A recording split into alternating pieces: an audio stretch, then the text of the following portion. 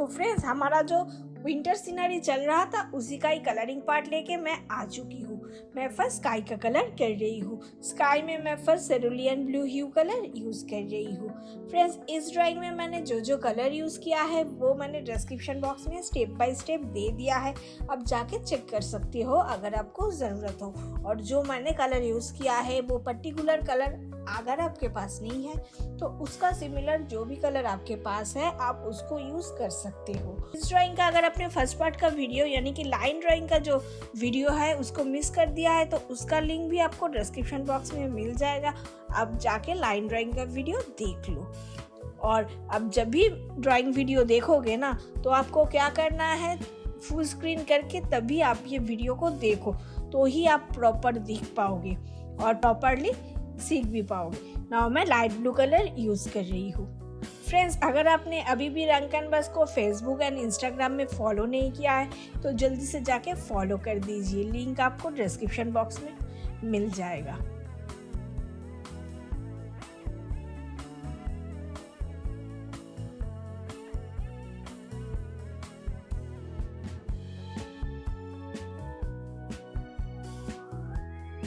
Now मैं white colour use कर रही हूँ।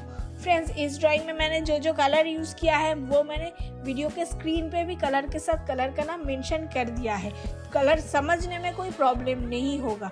तो फ्रेंड्स इस ड्राइंग के बारे में मुझे आपको जो भी इंफॉर्मेशन देना था मैंने तो ऑलरेडी दे दिया है। अभी आप ये ड्राइंग वीडियो को एंजॉय कीजिए विथ म्यूजिक।